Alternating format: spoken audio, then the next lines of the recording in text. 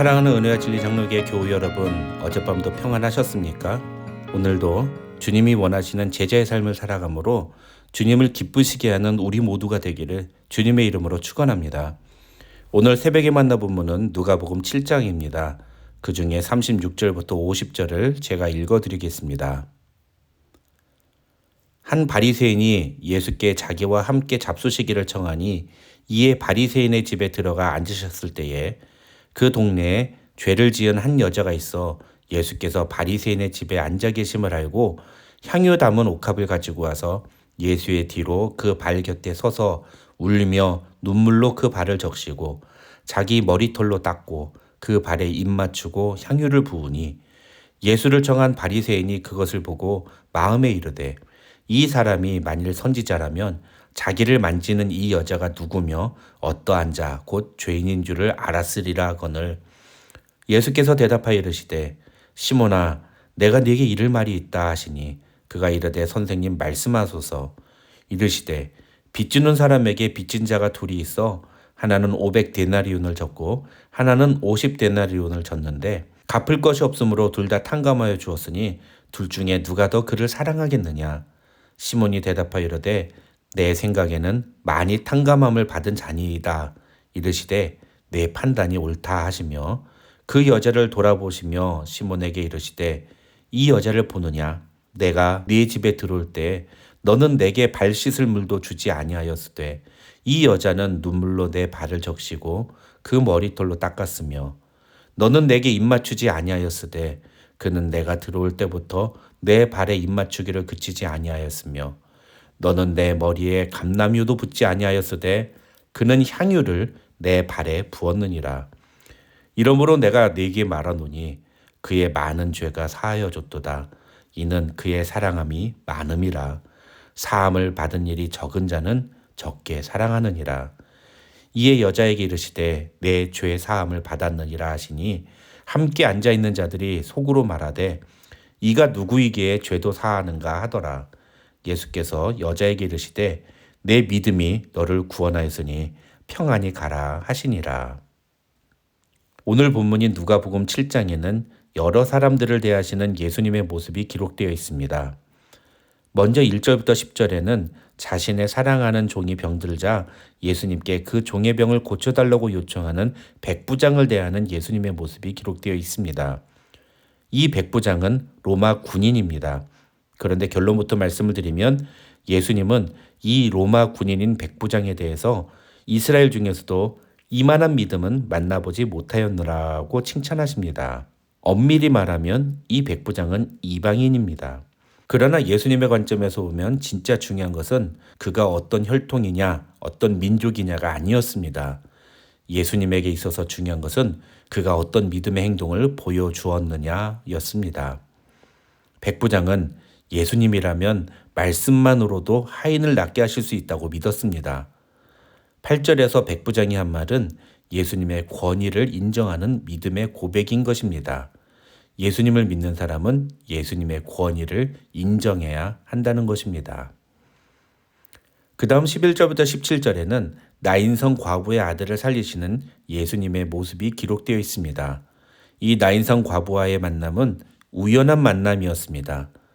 예수님이 제자와 많은 무리들과 함께 나인성으로 들어가실 때 마침 사람들이 이 나인성 과부의 죽은 아들을 메고 장사 지내기 위해 성을 나오고 있었습니다. 이 상황에서 나인성 과부는 예수님께 아무것도 한 일이 없습니다.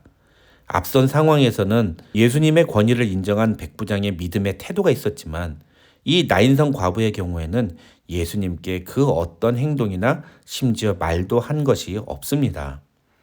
예수님이 이 과부의 아들을 살리신 이유는 딱 하나입니다. 예수께서 그 과부를 불쌍히 여기셨기 때문입니다.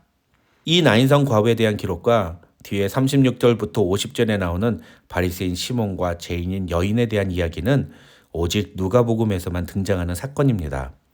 즉 누가가 다른 복음서 저자들이 전혀 주목하지 않았던 이 사건들을 굳이 기록한 이유는 그만큼 누가가 이 내용들을 통해서 누가복음의 1차 독자인 데오빌로뿐만 아니라 지금 누가복음을 읽는 우리에게도 전하고 싶은 메시지가 있기 때문이라고 할 수 있습니다. 과부는 남편을 잃은 사람이었습니다. 그런데 그런 과부가 또다시 독자를 잃었으니 이 과부의 입장에서는 세상 모든 것을 다 잃은 심정이었을 것입니다. 그런 과부를 보시며 예수님은 그냥 지나치지 않으시고 그녀를 불쌍히 여기십니다. 그리고 죽은 아들을 다시 살려서 다시 그녀에게 주십니다. 절망과 비극과 고통 가운데 절규하는 과부를 그냥 지나치지 않으시고 예수님은 그녀를 불쌍히 여겨주시며 그녀의 문제를 해결해 주셨던 것입니다. 예수님의 제자는 예수님의 모습을 닮아야 한다고 말을 합니다. 그렇다면 오늘 본문을 통해 우리 역시 우리 주변에 절망과 비극과 아픔 가운데 눈물 흘리는 자들에 대해 관심을 가지고 그들의 눈물을 닦아주기 위해 움직여야 합니다. 우리는 우리 주변에 있는 사람들 중에 고통과 아픔 속에 눈물 흘리는 사람들을 그냥 지나쳐서는 안 됩니다.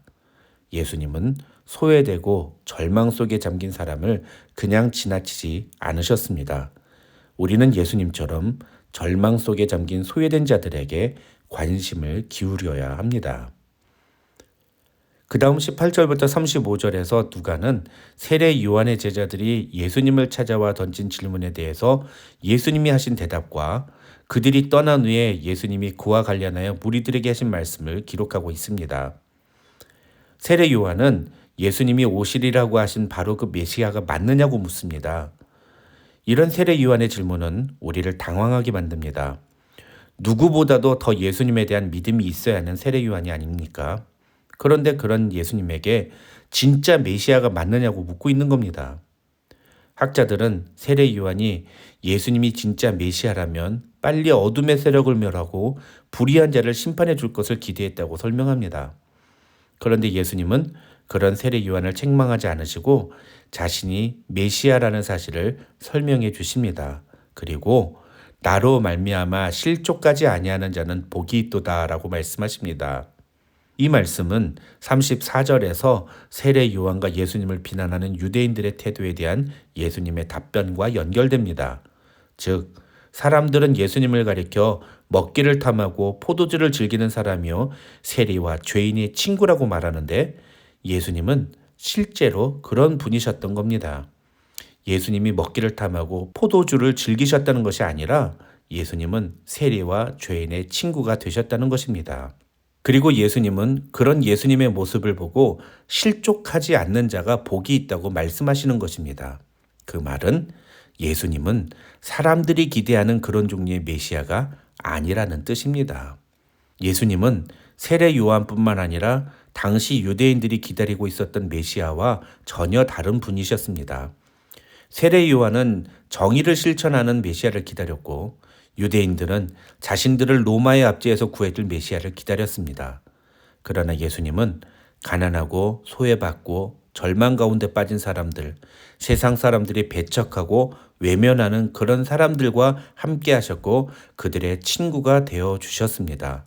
예수님은 바로 그런 사람들을 그들의 죄에서 구원하기 위해 이 땅에 오신 메시아이셨던 것입니다. 마지막으로 36절부터 50절에 기록된 바리새인 시몬과 죄인인 여자의 이야기도 바로 그것을 보여주고 있는 것입니다. 이 이야기의 시작은 한 바리새인이 예수께 자기와 함께 잡수시기를 청했다는 내용으로 시작합니다. 이것은 34절에서 사람들이 예수님을 먹기를 탐하고 포도주를 즐기는 사람이라고 비난했던 내용과 연결됩니다. 그런 점에서 당시 사람들이 예수님을 이렇게 평가하는데도 이 바리새인이 예수님을 자기 집으로 초대해서 함께 식사하자고 제안했던 것은 어떻게 보면 매우 용기 있는 모습이라고 볼 수도 있습니다. 그러나 44절부터 46절에서 예수님이 하신 말씀을 통해 누가는 이 바리새인이 예수님을 식사 자리에 초대한 것은 결코 좋은 의도가 아니었다는 사실을 드러냅니다. 그는 예수님을 초대하기는 했지만 예수님을 존경하거나 예수님과 진지하게 교제하고 싶거나 예수님께 어떤 말씀을 듣기 위해서 예수님을 초대한 것이 아니었습니다. 심지어 그는 예수님을 메시아는커녕 선지자로도 인정하지 않았습니다. 그는 그저 예수님이 병자를 고치시며 또 많은 군중들이 예수께 몰리는 것을 보고 예수님에 대해 호기심이 생겨서 예수님을 식사 자리에 초대한 것 뿐이었습니다. 그렇게 해서 예수님이 진짜로 선지자인지 아닌지 알고 싶었을지 모릅니다. 그래서 그는 예수님을 제대로 대접하지 않습니다. 아니, 그는 예수님의 모습에 실망합니다. 죄인인 여자가 예수님께 와서 예수님을 만지는데도 예수님은 그 여인이 하는 행동을 그냥 허용하고 계시기 때문입니다. 바리새인은 예수님이 진짜로 선지자였다면 이 여인이 죄인이라는 사실을 알았을 것이고 그랬다면 이 여인의 행동을 제지했을 것이라고 생각했습니다. 그러나 예수님은 이런 바리새인 시몬의 생각을 가지고 그의 태도를 책망하십니다. 예수님이 이 바리새인 시몬에게 하신 말씀을 한마디로 요약하면 너는 나를 메시아로 인정하지 않는다는 것입니다. 반대로 이 죄인인 여인은 예수님을 메시아로 인정하고 그에 합당한 대접을 해주었다는 것입니다. 결국 오늘 본문을 통해 누가는 예수님의 메시아 되심이 어떤 모습인지를 우리에게 보여줍니다. 예수님은 사람들이 기다리고 기대했던 그런 메시아가 아니었습니다. 예수님은 유대인들로부터 배척받고 소외받았던 이방인과 과부와 세리와 죄인들의 메시아였습니다. 예수님은 사람들의 고통과 아픔을 얼마든지 해결해 주실 수 있는 분이었습니다. 그러나 예수님이 진짜로 해결해 주신 것은 그들의 죄의 문제였습니다. 하지만 이런 예수님을 제대로 이해하지 못하고 자신의 기대와 자신의 생각대로 예수님을 판단했던 유대인들은 예수님이 보여주신 모습을 보며 실족했습니다. 예수님은 그런 사람들을 향하여 나로 말미암아 실족하지 아니하는 자는 복이 있도다라고 말씀하셨습니다. 사랑하는 성도 여러분, 여러분 예수님을 어떤 분으로 이해하고 계십니까? 오늘 본문의 결론은 결국 우리가 예수님께 죄사함을 받은 죄인이라는 사실을 인정한다면 우리는 예수님이 얼마나 우리를 사랑하시는지를 분명히 알게 될 것이라는 사실입니다. 그리고 우리는 그에 합당한 태도로 예수님을 대하게 될 것입니다. 우리가 회복해야 할 구원의 은혜란 바로 이것입니다. 예수께서 나의 죄를 용서하시고 모두 사해 주셨다는 그 은혜와 감격을 잊지 않는 것입니다. 그렇다면 우리는 매일의 삶 속에서 예수님을 나의 메시아로, 나의 구세주로 인정하면서 그에 합당한 삶의 모습을 주님께 보여드릴 것입니다. 저와 여러분도 이 은혜를 통해 우리와 함께 하시며 우리의 친구가 되시는 예수 그리스도를 날마다 경험하는 성도들이 되시기를 주님의 이름으로 축원합니다.